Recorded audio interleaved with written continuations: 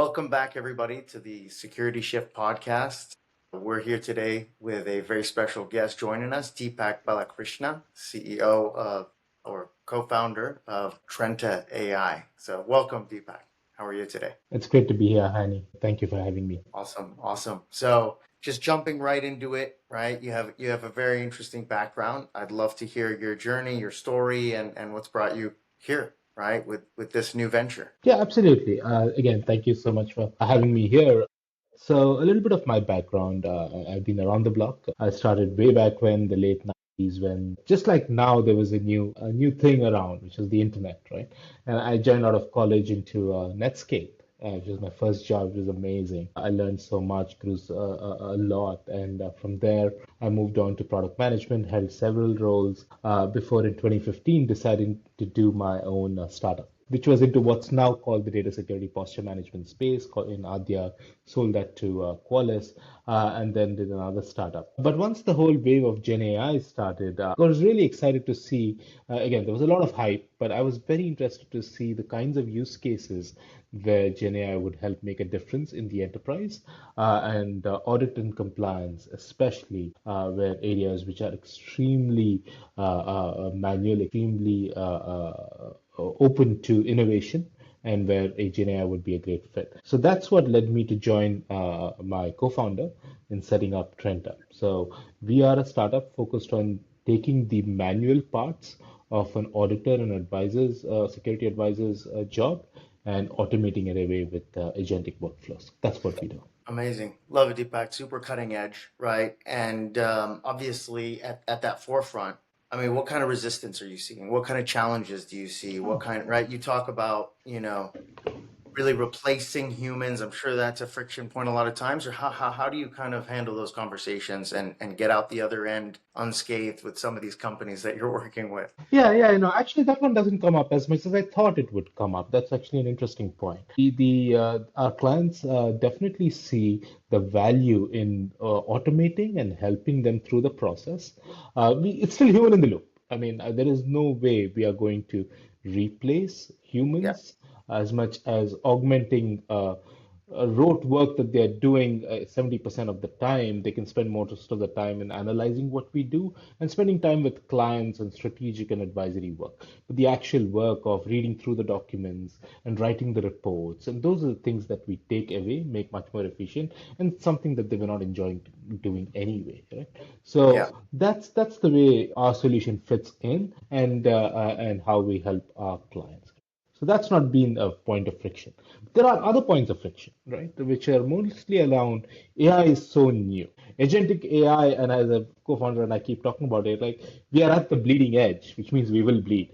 So it does mean that we are at the point where we have to first educate. There's a lot of education involved, right? When we talk to clients, they see this magic. We do these demos, we do these evals, and they see this magic, but they wanted to go one step further. How do I trust you? How do I trust AI? Where is my data? Where is data residency? All the issues we saw back in the days of the cloud, now 10x those questions with AI. That's where we are. Yeah. So it's not so much pushback. Nobody says, I will not do AI. There was a time when people said, I will not do cloud, right? But they don't say, I Yeah. won't do AI. But we need to get them past that, get to them to the comfort level to start adopting these technologies. So that's where we are.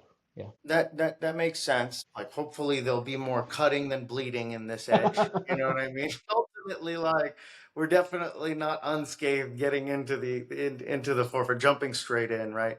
Yeah. And you're no stranger to that, right? Yeah. As a leader who's kind of made a transition through multiple different companies, multiple different ventures, what advice do you have for those that are seeking, to go out and do their own thing, to basically like leave the, you know, crux of the corporate world, so to speak, in this day and age? Yeah, there's never been a better time to build. Just do it, right? If you feel that you have an insight into a problem that you can do better than others around, and you feel that you're just waiting for the right opportunity, this is the right opportunity. I mean, there is, you just have to at some point take the leap and try it out. Again, even compared to 5 years ago, it's much easier to get started. It's easier to do more with less money, less time, right? With help of all of these AI tools, and seeing your idea come to fruition it will happen very quickly, right? And then you iterate and you move forward. So I really believe there's been no better time to start building than now.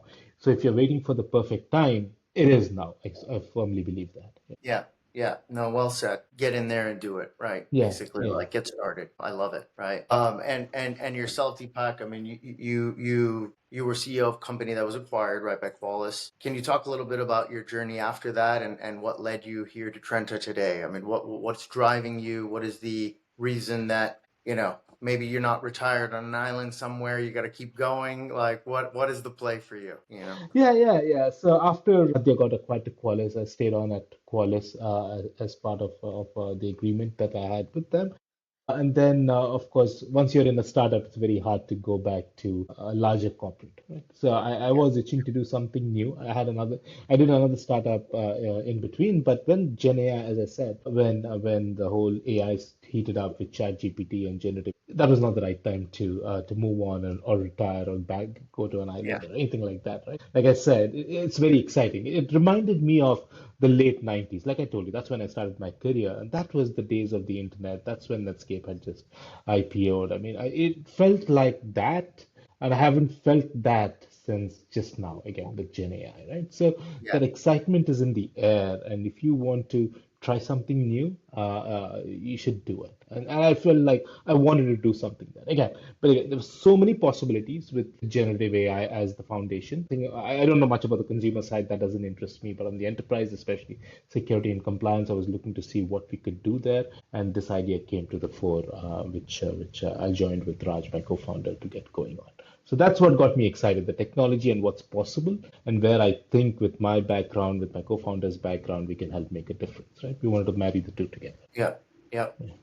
Fascinating. And now with Trent, what do you see as kind of the I mean, we talk about the excitement and we talk about kind of the fear and how scary it is as Hmm. well. You look at the 90s, late 90s, you see the dot-com crash, you see the excitement of the cloud and how it picked up, but then you see kind of like a Yeah. lot, like there's a lot that you have to kind of consider going into this time right now, right? So there's a couple questions here. One is, well, let's start with the differentiation, right? So Hmm. you're entering a space right now. A lot of people are excited. A Yeah. lot of people are scared. You're bringing to the forefront some tools that are delivering some massive gains for customers, right? How are you different, Yeah. right? Yeah. No, How are you absolutely. kind of separating yourself from that sea of noise, right? Signal over noise. Yeah, I think that's such a good question, right? I think multiple things need to come together. These days, as I said, it's very easy to build. It just means that there are 100 people building exactly the same thing or similar things that you're building, and how do you stand apart, right? The only way is to start with the first five customers, right? You do what you can to get to that first five referenceable customers. It will be slow going at first, but you need to have something that's 10x better than what they're doing. And you have to define what is that axis of 10x. Right? Is it time? Is it money? Whatever. Right? In our case, it's time, largely with AI. Right? I can help you do your audit workflow faster, right? And it needs to be at least 5x better than anything else that is out there. Right? So how you can be different, how we are different from other platforms is definitely we are at the bleeding edge, as I already said, that of technology which is 8 months old, especially the new agentic platforms. So everyone's at the same starting point, right? So you're not going against an incumbent from a technological base which is similar to theirs. You're doing something new. We are the Netflix, they are the Blockbuster. That's like we like to say it, right? So Yeah, it's a new platform, a new way to think about it, which enables us to do things differently in ways that our customers appreciate, where they can stay with their tools, stay with their workflows, and we'll use AI on top of it, right? And the older technologies, SaaS platforms required you to learn yet another UI code, right? So we're trying to be different. One is we fit into your workflow. Two, these technologies are invisible to you. You stay with what you're doing. There are many which ways when we technically and from a positioning differentiation, we are different from other larger incumbents. Second is, yes, there are other startups which will do the same and you will do the same. You just have to have a execute much better with execution across product, execution across positioning, execution across sales, right? And again, to start off, build something valuable for your first five customers. Make sure they are supremely happy with you and are referenceable, and then it just balloons from there. Is how I believe is the best way to do this. yeah, yeah. I love that. And we'll get to the five customers in a bit. I'd love to understand from your perspective, what's the like you're delivering these tools, right? Mhm. And you're seeing the gains and efficiencies within your clients. I mean, what is an agentic tool that you've adopted or you're using that has surprised you in ROI, right? Yeah, for me, the one that I use most is Claude Code, right? So I use it. I mean, I'm technical, but not as technical as my engineers are. But even Yeah. for me, if I need to prototype something, and though gone are the days when I needed to depend on a designer to help do that for me or prototypes or someone else to do it for me, I can very quickly, if I have ideas in my mind, get it to a point where I can show it to engineers who can then take it to the next level. Yeah. But at least to get past that first level, and there are many, many tools. There's Lovable, there's Bolt, etc. But I feel that Claude Code has definitely, in my mind, is this agentic flow. I can give it a set of instructions, guide it along, and literally in minutes, maybe an hour max, it can get me to a pretty good point where it'll help me flush out my own thinking. And then once I'm set up, then I can show it to our prospects, get feedback, and then give it to engineers in hours. Right? When was that ever possible? So for Yeah. me, that is the agentic tool that I have really appreciated and has blown my mind on how Yeah. good it is. Yeah. And execution on product, you said execution on basically your process on GTM, on delighting customers, right? Making sure those first five customers are happy and getting those through are like everything is amazing and positive, right? What is the challenge? What is the difficulty? What do you see as the biggest kind of challenge to reach some of the goals that you've set for yourself for let's say 2026? I think distribution and GTM is not just for us. I think for every startup, the hardest thing. At the end of the day, you are a nobody, right? And then you are asking someone, which is your prospect, your customer, to believe in you, to take your call, to talk and say, okay, fine, these guys are worth me spending some time to do an eval and then convince them of that. That is the hardest thing. I think sales is the hardest job out there, right? So I really believe that startups, including us, will succeed or not, largely based on their GTM engine and their GTM thinking. It's Yeah. easier to build, but it also means that there's so many people building, so your distribution will have to be different and unique in some aspect. Right? Either you have the relationships or you have unlocked something in distribution that is substantially different. Yeah. Yeah. Makes perfect sense. And um, oh, I mean, right now we're talking about GTM. You're saying a differentiator is how you kind of execute and how you think about it. How do you think about it, right? I think a lot of people have many different definitions of Yeah, GTM, what it is, how you're taking whatever to whoever. But what in your mind is GTM, and then how do you think about it in terms of really driving the next level or differentiation with with your process, right? yeah, so I think of it more on the B2B model rather than the B2C model, right? In the B2B model is you have to have a very strong definition of who your ideal customer profile is, right? You need to know who that is. Find 5 or 10 of them, at least start with one, right? One person, two people who you reach out to who become your early adopters.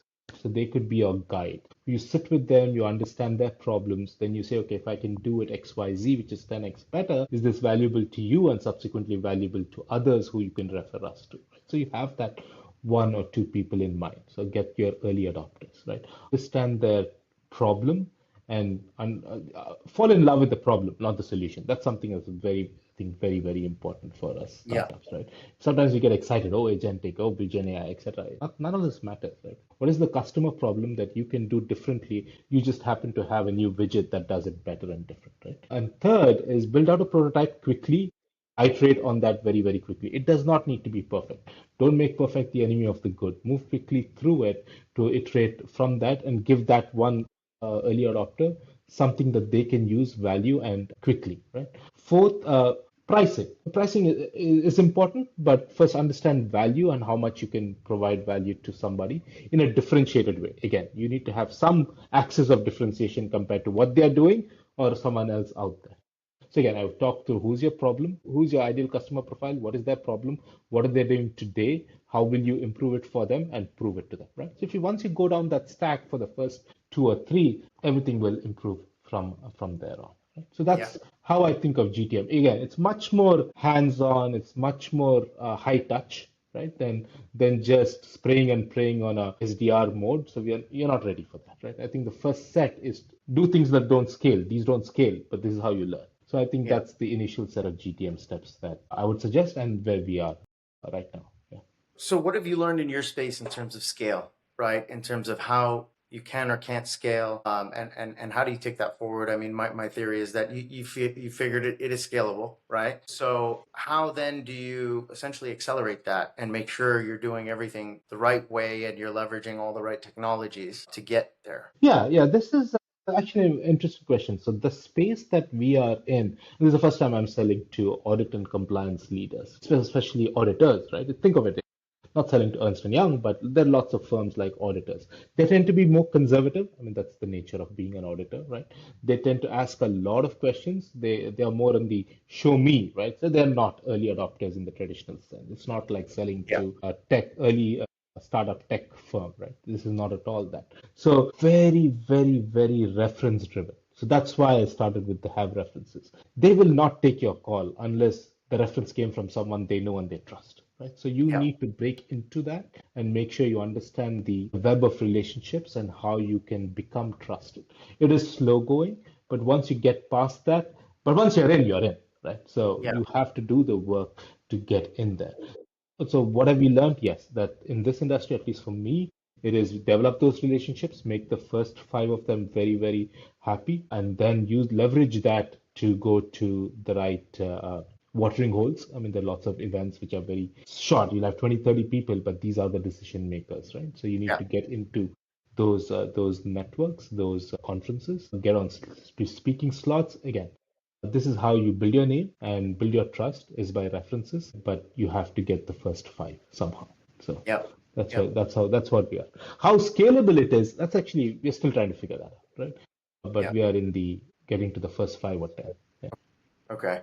And getting awareness out there with credibility is super important, right? Yeah. And you, Deepak, I mean, if you're known, you know that your customers potentially know you, they've seen you, that makes a big difference. How are you going to amplify that, or how are you going to basically make sure that you're doing that at scale, right? There's only Yeah. one Deepak. I mean, you might have Uh, a good team, yeah. but ultimately, like, how many, how do you, like, what are the limitations here, and are you thinking about how you're going to build more credibility? I know you have a lot of content online and that helps, but how are you thinking about that, right? Yeah. So we are at this point actually, we have a set of very strong advisors who come from the space, who are helping, who has make those connections. One is how do I get into the door, right?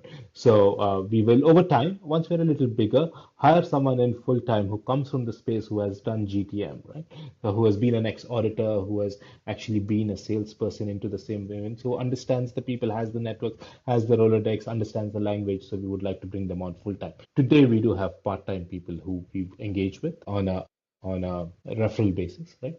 So, Yeah. so that's how we are starting off. But over time, we want to build a sales team and a marketing team who come from that space. This is very important. This is one thing I have learned is there is a different language. There is a different set of they know each other. If you are an ex Ernst& and Young, they know a set of people. If you're ex Pricewaterhouse, there's different people. It's just The big four are the all, big yeah, four. they're tight. Big They've four shared. then Yeah. feed everyone else, and then they move from there to companies. So you Yeah. need we are going well set up and well networked right now with a set of advisors, but we'll have full time both marketing and sales to help drive that engine. Yeah, yeah, makes perfect sense. And then, Deepak, you are essentially looking to scale with sales marketing. I mean, you have a lot of online presence as well. What do you think is going to be the most challenging aspect of that sales process? Is it gaining trust? Is it building the sales team once you've proven it out? Is it, where do you see kind of the most difficult part of that process today? Today, so yeah, that's an important point. Today. It's not a Today, problem. yeah. Yeah, yeah. Yeah. Today is getting to that trust, right? Is like making sure Trenta is known, that people, when they hear Trenta is calling, will take the call, right? I think right now we want to get to that point. Second is hiring is difficult everywhere, but here we are having such a very specific set of skills we are looking for. The person has to have been an auditor, should know how to do sales, should be open to a startup. That's another thing. A lot of them, if you You come, want it, you want a sales person and an auditor. That's going to be a challenge, right? I got. yeah, and has is okay with the kind of risks that you're taking on when you're coming into a startup, right? How many Yeah, people would do that? So yeah, getting yeah, so this is the unicorn we are looking for, yeah. and finding that person is hard. Yeah, yeah. No, I get it. I mean, I know because it was hard on my journey. I started in finance as an accountant, and now here I am in sales, and so I've made the transition.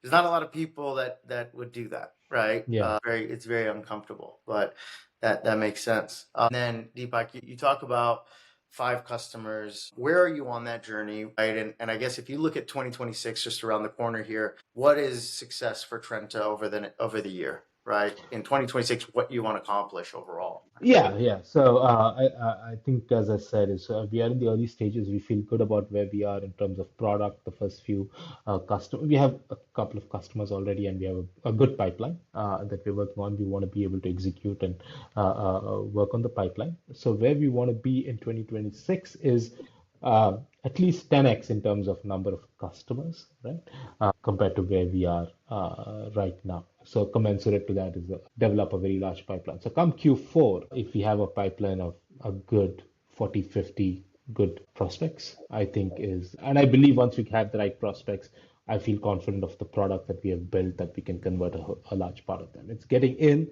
the top of funnel that I think is a little more challenging right at this stage. Yeah.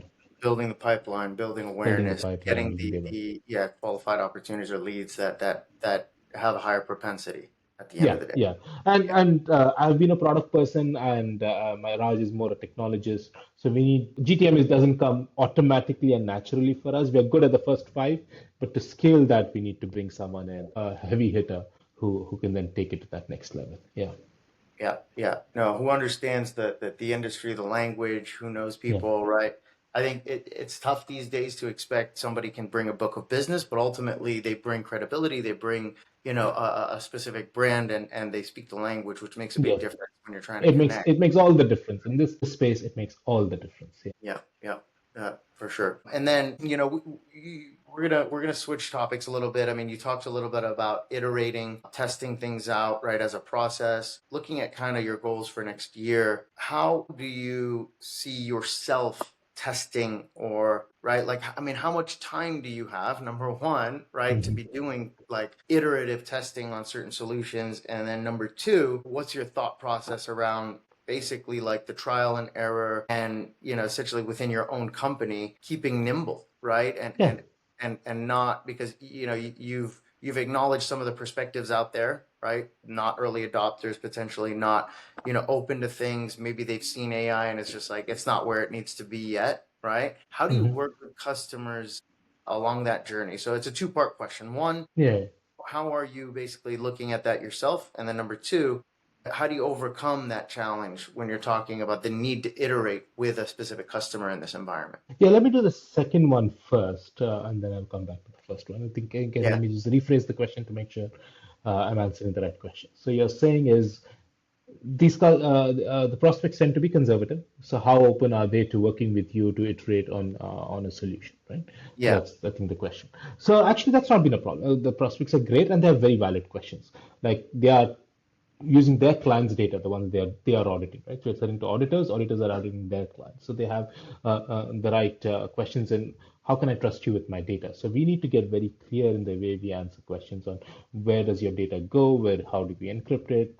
If I'm using AI, is that AI going to train its model? So we need to work through and have the right answers around that. Second is they understand that there is a significant set of benefits that they will accrue at the end of this process. Yeah, and I'm talking about 70, 80, 90% time savings that we have shown them already with what we're doing. So they say that, okay, we need to work with Trenta to automate our process. It'll take a little bit of time, not too much. It'll take 2, 3 weeks. But at the end of it, then this is the pot of gold at the end of the rainbow, right? So that's how they're willing to and are open to working with us because we're giving them something they have not seen but it'll take a little bit of working with us, especially in the early days, to tune the product for their needs. But it also means at the end of it, it actually works exactly how they would expect it to work for their process. That's Yeah. how it works. Yeah. Yeah. Makes sense. That's the second question. Sorry, let me I'll try to remember Yeah. the So first going question. back to the first, exactly. Yeah. When you're looking at your own processes, workflows, you're looking to scale your business, kind of like, do you have the time? Because Yeah. you know the necessity. How do you see that like part of the business now, Yeah, I especially think earlier in the agentic life cycle, yeah, let's yeah. say? So we ruthlessly prioritize is, I guess, the term, right? I think 90% of the very good ideas we just have to say no. And that all starts again from what we discussed earlier, right? You have a very strong vision and an opinion of what it is that you do. Why do we exist as Trenta? Once you know that very well and you know who you're building for and what is the problem, and they may have 99 other problems, but that's the one problem of theirs that you are trying to solve. So just stay focused on that and make sure anything that you're doing falls within that. And just don't get distracted, number one. And that applies to everything. That applies to product building, that applies to sales, that applies to marketing. So like, oh, should we get into the enterprise? Should we also do this, X, Y? Maybe those are tomorrow's issues, right? But Yeah, let's stay focused on one. So again, ruthlessly saying no. What is one? Second is I'll call them experiment, but anything that we're doing at this stage is an experiment, right? We're testing out to see if it'll work or not. But these experiments should be 1, 2 weeks, right? You don't want to spend too much time. Don't make a roadmap and I see the product 3 months down. It's too late. And if you're wrong, you've burned 3 months, right? So whatever we do should be you should be able to break it down into small chunks that you can iterate and get quick feedback. So if you're on the wrong path, you can at least get rid of it cheaply or course correct quickly. So yeah, whatever we do on any access product or marketing or sales, etc., we should be able to do within a week and test within a week and get feedback and correct in the next week. So we try to break things apart into small chunks and build very quickly on the building side. Yeah. So yeah. that's what we try to do. Amazing. I mean, how's that been going for you in terms of working with your customers or working with potential customers now to get them where they need to be? How are you seeing that process today? And any learnings for those? Because I think it's a process that many are kind of going down, right? Yeah. I mean, I think there are pros and cons. One is we are faster than our customers sometimes. And again, customers have a lot of, they're doing their own job and they're also working with a startup, right? So we need to make sure that we have high level support within their organization so they can get the people who we are interfacing with have the right amount of support in the company to try out a new tool, right? Like us. That's one. Second is you go in with a very well defined. I'm talking about the not the building side. I'm talking about the prospect evaluation and selling side is you work out set a very well defined set of goals with your prospect saying, hey, we'll do an eval. The eval won't take more than 2 weeks, right? It's good for you, good for us, so we'll know within 2 weeks that this works for you. And at the end of this eval, we have a very well defined set of what does success mean to you,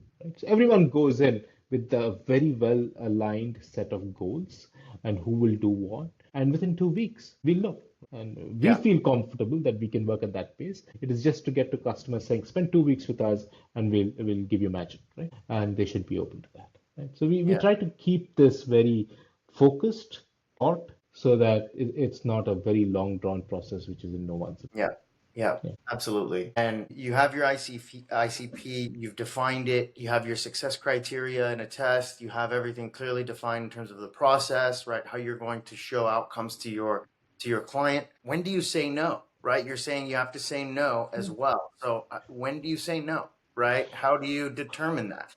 Yeah, again, it happened just yesterday a couple of times actually, so it's Yeah, very fresh in my mind. It was not, in this case, it was not the right ICP, right? So it was a little bit adjacent to what we are doing now, and maybe this is something we solve a year from now. But it was a very interesting use case that came up from someone who was adjacent to our current ICP and said, "Hey, could you do this?" The answer is we could, but that's not what we are doing now, and we don't have the time or the ability to take our eye off the ball. So sorry, I'm saying no. Right. So again, it all comes back to who's the ICP, what are you building, and if you want to shift wholeheartedly, but don't do both. I think yeah, if you're going to pivot, but don't have a leg in each place. Right. So we said no. you spread yourself too thin, And that's right? one thing you cannot do as a startup is you Yeah, just cannot. It's some people think doing that de-risks the business, but I actually think it increases the risk of failing at definitely. both. Yeah. So yeah. So do Yeah, one thing, do it well, go deep. correct, correct. Yeah, we've definitely seen that time and time again, kind of in some of the booms of the past 20 years, right? You find a Yeah. niche, you get very specific, you dive into it, you serve those needs. Once you're Yeah. showing success, you could potentially start thinking about how you're gonna scale out, right? But until Yeah. then, you're gonna spread yourself too thin at the end. Yeah. Yeah. Do one thing well, and then you'll earn the right to look elsewhere. Yeah, But you yeah. have to first earn that first one. Definitely. And these days with AI, with Agentics, and who knows, who's in control of what, right? There's a lot of noise out there. Yeah. So I guess what's your advice, Deepak, for those looking to reduce that noise, and basically focus better, right? Prioritize what's right. Like, how do you do that effectively? I think that's a big challenge for a lot of leaders, but I Yeah. think now in this world, it's even more challenging. So, anything to say around that? Yeah, yeah, that's so much. Again, I'm in this deep every day, and I'm sure so are you. But even then, I'm shocked with the speed of change, right? It's Yeah, difficult. I could spend 24 hours a amazing. day. It's amazing. I love it. I love it. I can't complain about it, but it's scary sometimes. It is very scary, right? But at Yeah. the end of the day, I think once you get out of this little bubble that we are in with tech all the time, people don't, I mean, people are worried about their problem, right? So that's how we Yeah. should think of it is for your ICP, fall in love with their problem, fall in what you can do for them. And you should always say, okay, how does anything that I'm hearing here help that? Yeah. So, and I would say just stop tweeting, stop spending too much time on LinkedIn and social media where LinkedIn, you're just, yeah. Product Hunt, etc. I mean, there's good stuff coming out, so you want to be at least in the know, but be very careful about just loving technology for its own sake, right? And that's a big Yeah. problem. Yeah, yeah. So Yeah. I mean, understand the leveraging it. value that you can get from that. Yeah, Yeah. Being deliberate about it, I think yeah. is really what you're That's a saying. good way to put it. Yeah, it's a Yeah, real like good way to put it. you could spend a lot of time doom scrolling on whatever app, but ultimately, like if doom scrolling is research and that's helping your company and that's what it is, then maybe it's a good thing. But ultimately, you need to be very deliberate about what you're doing. Right? You can get carried away very easily, and then not get any good sleep with the phone in your face until midnight. Yeah, I mean, We've all been there. sometimes I see people who are prolific on LinkedIn or X or wherever. I'm like, how are these Yeah, guys even spending time to do work? That's what exactly. I'm always thinking. What are you doing? What are you What are doing? Yeah, your day job? you Like, must be you must be a superman or whatever, right? To be able to manage both a company and this level of engagement on social media. I just don't get it. yeah, yeah, for sure. And the purpose, is questionable. The outcomes are questionable, right? At best, a Yeah. lot of times. So, yeah, yeah, that's funny. Awesome, Deepak. Well, anything else you'd like to add? Anything else you'd like to go over with our viewers here? Ultimately, I think, yeah, it was a pleasure having you on the show, and the insight that you've provided, it has been extremely valuable. So, thank you very much. Oh, no, I appreciate it. I think the one thing that, again, I come back, I've been around the block, I'm a little too old. But as I said, like in the late 90s, it was exactly the same thing. But everyone knew this was going to be big, the internet, right? But everyone also knew that the tech wasn't quite ready. There were all these dreams, and over time it evolved. And then, too, there was a huge bubble, etc., as everyone knows. But eventually it all panned out, right? So Yeah, continue to think long term, think big, know that that's happening, but just stay focused on that problem that you're solving is the best advice I can give. yeah. Yeah, and prove it, right? Once you And get it prove it, right, prove it. prove it, Yeah, prove it. I love it. I was so when I was in the Middle East, I was based out of Dubai for a while. They're a little, you were out in the region as well, and you've been there. Your experience, right? Like Yeah. they're a little bit more hesitant towards, new technology, depending on what it is, right? And data privacy is of utmost importance, right? Hmm. From a government standpoint, from a political standpoint. So a lot of entities were cloud averse, right? And people would just tell me like they don't like the cloud, they don't want the cloud, they don't they don't believe in it. And I used to say, okay, they don't believe in it and they don't want the cloud until they see how it will benefit them, right? Yeah, So, yeah. as long as you can get past that, right? And they trust you and and you can get it in their hands and prove it, I think Mhm. that can go a long. Yeah, yeah, absolutely, absolutely. I completely agree with you on that. So thank you, honey. This was great. Yeah, Thank you very much. yeah.